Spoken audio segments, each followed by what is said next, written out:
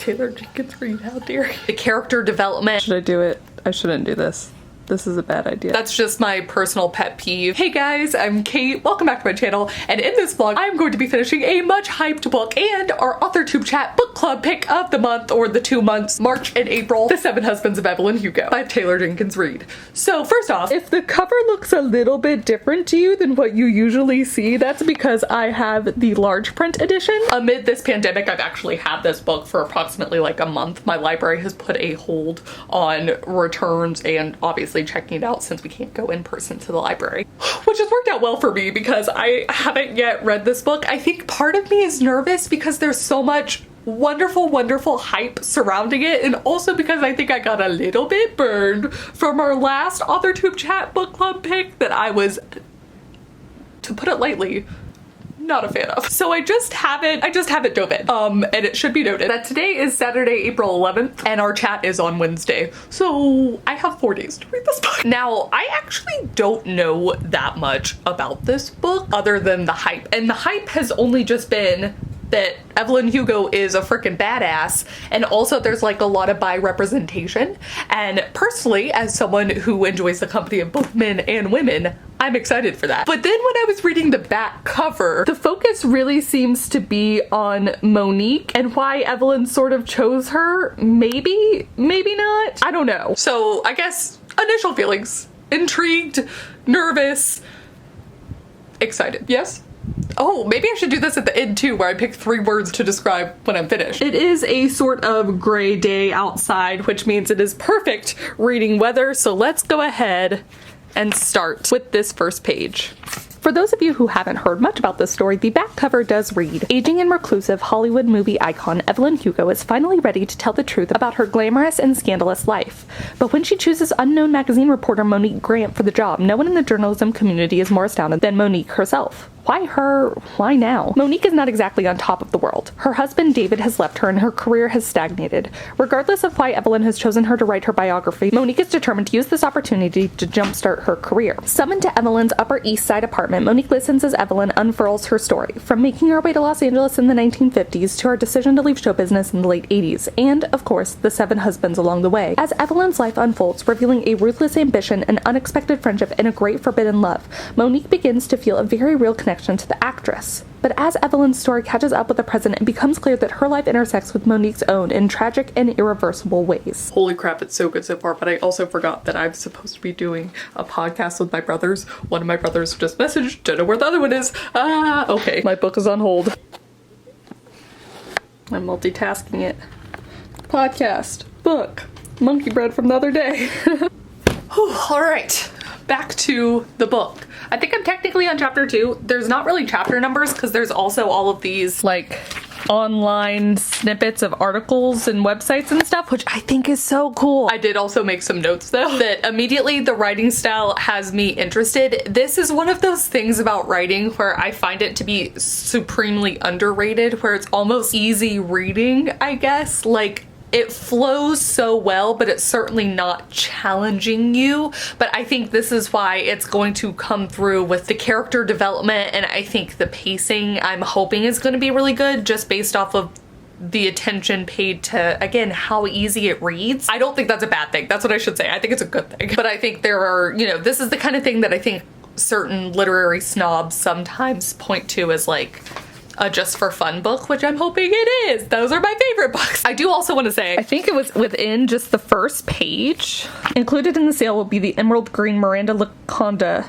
that Hugo wore, blah, blah, blah, blah, blah. So that's the other thing I should say I've heard is how important the green dress is, which is actually one of the reasons I like the other covers better, especially because whenever you put faces on covers like this, you sort of assume that that's what the character looks like. But as I'm going through this and they're paying a lot of attention to what Evelyn looks like, this is a recurring sort of thing and actually is called out, which is really cool, within the Spills article, and like we can see the comments, especially this one, and then the replies and stuff. But to me, the image I have of Evelyn in my head is a lot different than the image we have on the book cover, so That's just my personal pet peeve with book covers sometimes in the way the publishing industry does stuff. Finally, the other thing I want to point out within this first chapter, besides saying that I'm already sold on Monique, is I think this is going to be the premise that's sort of shot in the process of Monique meeting and learning about Evelyn. My mother raised me to be polite, to be demure. I have long operated under the idea that civility is subservience, but it hasn't gotten me very far, that type of kindness. The world respects people who think they should be running it. I've never understood that, but I'm done fighting it. I'm here to be Frankie one day, bigger than Frankie, blah, blah, blah. And we're going to see the evolution of Monique over the course of the novel, because it says that as Evelyn's life unfolds, revealing a ruthless ambition. And so I'm just excited to see how that plays out, and we're gonna see that growth. Yeah. Okay, back to it. I'm starting to think the cover is maybe a large print sort of thing, because there's also been a few typos that I doubt were actually in the like normal print. I don't know. Everyone in the world, comma. Ooh, false pretenses. False pretenses.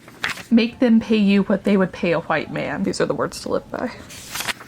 Don't be so tied up trying to do the right thing when the smart thing is so painfully clear. I feel like frickin' Evelyn's throwing out banger after banger. This is such a hard one because it's clear that it makes sense for the novel, but I'm also like, how many life lessons am I gonna get in one book? Like, it's good and I like it. I guess the point is Evelyn's also trying to teach these lessons to Monique. When you're given an opportunity to change your life, be ready to do whatever it takes to make it happen. The world doesn't give things, you take things. If you learn one thing from me, it should probably be that. Yeah, okay. Who the hell was Evelyn Hugo in love with?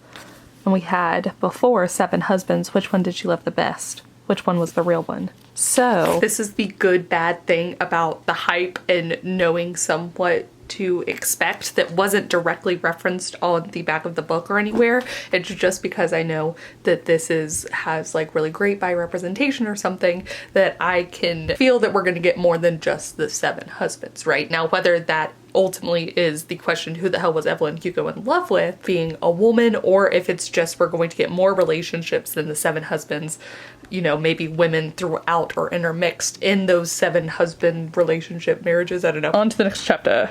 Oh god. This is the kind of thing that makes me want to scan. Should I do it? I shouldn't do this. This is a bad idea. Ugh. Ugh. Ugh. Ugh. Okay. Oh, interesting. Now we're really getting it from Evelyn's point of view, but not with quotes or anything. All right. Okay. All right. Interesting. I like it. It just goes to show that if you tell a woman her only skill is to be desirable, she will believe you. God damn, Evelyn. I can't put you in a movie and try to pretend you're not Mexican. I'm Cuban. For our purposes, same difference. It was not the same difference. Oh boy. Ooh, ooh, ooh, ooh, ooh. I don't know. Damn. If the definition of enjoying sex means that it is pleasurable, then I've had a lot of sex that I didn't enjoy. But if we're defining it as being happy to have made the trade, then, well, I haven't had much I hated. I don't think I'm gonna make it to the end of this book because I will have just about died. Oh my god. Oh my god. Oh, okay, so we sped through one chapter where we're back to the present day and then we're gonna get to goddamn Don Adler, but like, I love the little bits with Monique and her mom too. I did suffer through a 22-hour labor for you. I deserve this. I mean, I said before how easy this book was to read, but what I actually mean is it's not just easy, it's addicting. Like, I just want to speed through this, and I'm someone who already loves biographies and admittedly celebrity gossip when, like, I don't know that it's adding anything to my life, but I love it. So it's like you could not have made a more perfect book, and the fact that it reads so well is like, need to calm myself. I don't want to buy into the hype too much because we're 87 pages and I think there's like 560 in this book. And I remember last book I read for Authortube Book Club Chat, I thought starting out I was more positive than when it eventually devolved. So like, I don't want to get my hopes up, but I'm loving it. okay, let's get to goddamn Don Adler. It's still pretty gray out, but I think now's my time for a walk. I'm hoping it doesn't storm, so I gotta take my chances where I can, but I'm now on page 108. God, it's, you read it so quickly.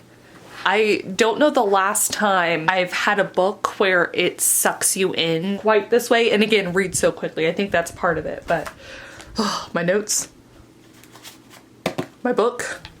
Let's go on a walk, walk, walk.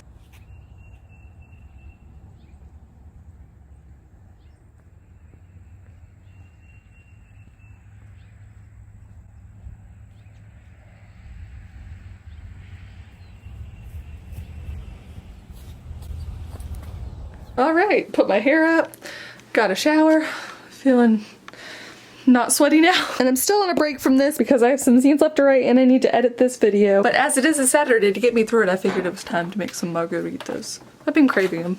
Living in San Antonio, can't go anywhere. Gotta make my own margaritas. We got 6 ounces of lime juice.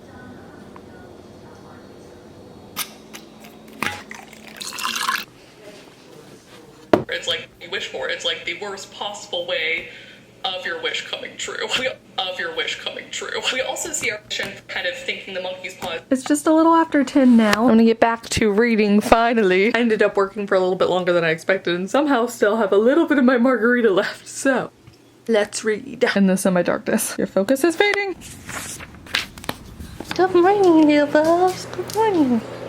No. I think I was on around here. I actually read in bed for a while.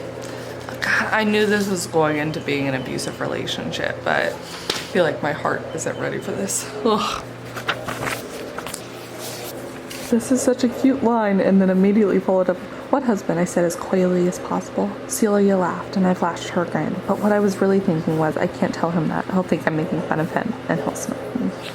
Duke is also upset by this, in case you couldn't tell. I love that about you, Celia said. If she is not the love of this woman's life, I quit this book.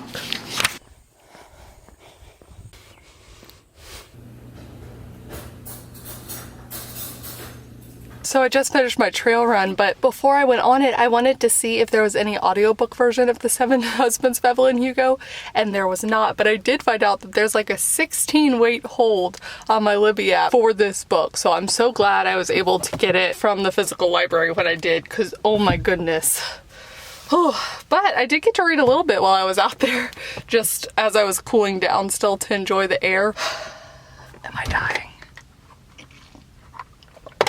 Yes. Okay, let's get back on the road. Back home. I'm really nervous because I feel like everything's been uphill for Monique, like she's learning from Evelyn, but I feel like we have to come down at some point. We are on page 220, so, and now I'm finally starting to suspect that I should be speaking.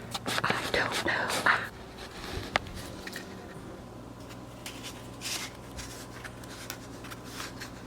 Alright, while I wait for that to dry, we're gonna go read outside for a bit.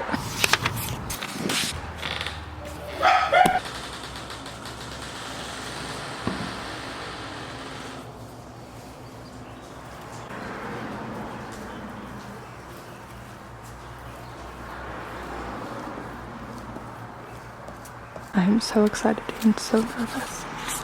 My favorite. I'm gonna cry. Oh my god. Good morning. Are you the cutest puppy in the world? Yeah. So I haven't cried yet while reading this, but I'm getting to the part. I had to stop. I had to stop when Celia said that she was sick. Probably won't make it much past 60 because I remember what they said at the beginning of the book, where of course Evelyn's repeated that there's no one alive now who her secrets could hurt, basically. I know that the daughter dies before Evelyn does. It looks like Celia dies. And Harry? Does Harry die? I'm not ready. I'm not ready. Are you ready? No.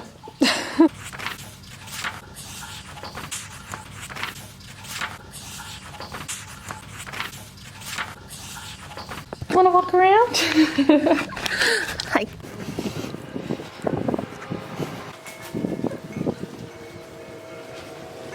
Oh god. So okay, Harry Oh man, this is what I feared, but also I remember. Something I've loved about this book is, again, how easy it is to read, but also how sometimes that means just completely foregoing what like the typical writing advice would be. You know, 2 words or the entire sentence that theoretically, grammatically shouldn't make up a sentence, you know, but like that kind of thing. Each one is a new paragraph and I just love it.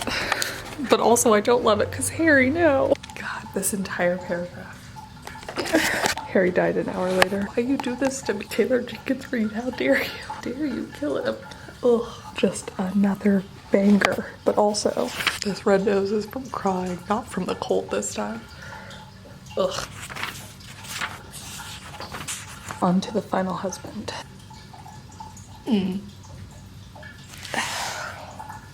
Oh, page 499 is they're finally back together.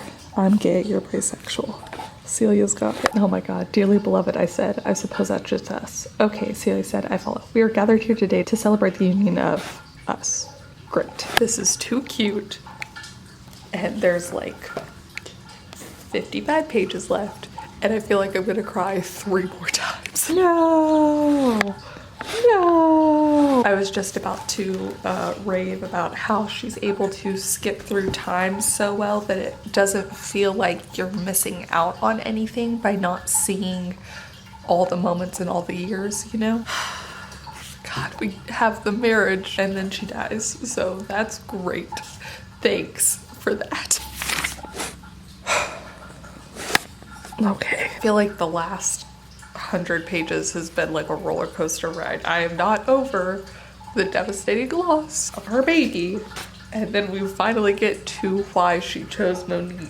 It's whiplash. I have whiplash from this book. Because they are just husbands. I am Evelyn Hugo. And anyway, I think once people know the truth, they will be much more interested in my wife. What a fucking killer last line. This is also my Kleenex pile, as I have cried uncontrollably the past 75 pages. I think I'm gonna go on a walk, digest what I've read, and then come back to you. The thing that I'll say now that I'm not surprised by was that in part Evelyn chose Monique to write the story because of the piece, and we were told about the piece for the Right to Die stuff way back at the beginning, just as we were told that, you know, Evelyn had already lost everyone that mattered to her. So I kind of assumed that was the reason, and then she got me at the end. I always love a good bonus twist. Oh, jeez. All right, so it's now been a few hours. I feel like I have composed myself again. I want to go over some of the notes I made on my phone, which is all the way up here. So first off, I took a lot of screenshots. I stopped talking about the book because I was so absorbed in it, but what I would do is I would take a screenshot or take a video of things that I thought were so fantastic, or like words to live by, or even just things where I was like, holy shit, like not this book went there, but like this book went there. But I love that. I love when a book makes me think enough or feel enough that I'm like, I have to take a picture of this so I remember it. One of the notes I made, it was on page 409, which is so funny because I think as soon as I felt that way, it was no longer relevant. But it was this part where we're back in like the present day when Evelyn's talking to Monique, and I said, page 409, realize it's good the Monique chapters are short because I don't have the attention span to care and not skip straight away to Evelyn again. There was some time period in there where I was like,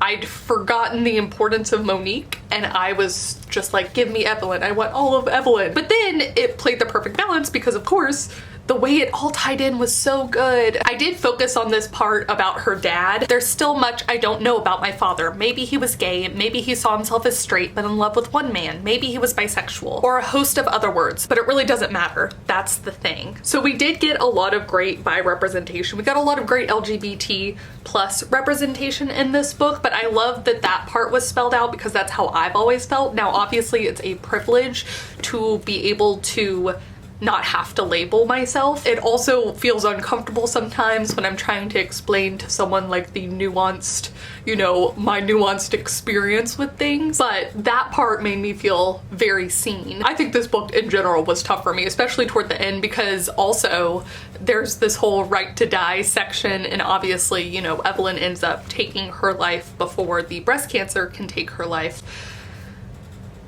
You know, I've seen 2 grandparents pass away from Alzheimer's, and I have a grandma right now in the hospital who's, you know, 94, 93, and she's the one who helped me pick out Cavanaugh as a pen name, you know, along with my mom. So it's been hard to watch her as someone who's felt like she was ready to pass on and not be able to do that. So it was just like, felt like I was getting punched from all angles with this book, which is funny because at one point I thought it felt like a strangely feel-good novel. Like, there were obviously terrible things that happened to the characters all throughout this book, and yet some part of it made me feel so hopeful. And I don't know if it was in all the lessons that Evelyn was teaching to Monique or what. I don't know how I would classify this other than it ripped my heart out. And this is one of those things that if I knew how much I was gonna cry because of this book, I almost don't know that I would have picked it up, but I'm very glad I did. So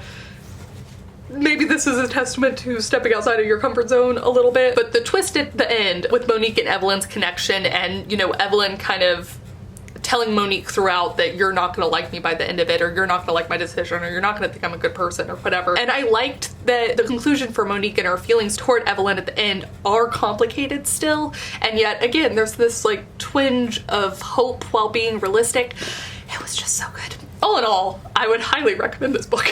So if I go back to the beginning of this vlog, how I would classify this book in 3 words. Heart-wrenching, definitely one of the words. Phenomenal, another word. And easy to read, if I just hyphenate it. Not in the emotional way it was easy to read, but in the I really loved reading it kind of way. So that's a cop-out, but that's what I'm going with. Please do comment down below. Let me know if you've read this book before. What did you think? Did you ever have a book that like hit so closely to home that it was painful not only in reading the book and resonating with the characters, but also it sort of being with your own personal life? Yeah, and do you seek out books that make you cry? Let me know. Also, by the time this is up, we should still be having our live stream discussing the book and Camp NaNoWriMo during our Authortube chat. So please do come join us. I will leave the link for that down below as well. But thank you guys so much for watching, and thank you especially to some of my new patrons this month. Molly Jane, Haley D, Chibi, Katie McLaughlin, Ellie Knowles, or Eli Knowles, I'm so sorry, and Sophie Made of Paper, and I will see you all very soon with a new video. Bye. Hey guys, I'm Kate. Welcome back to my channel, and today, not today, generally sometime,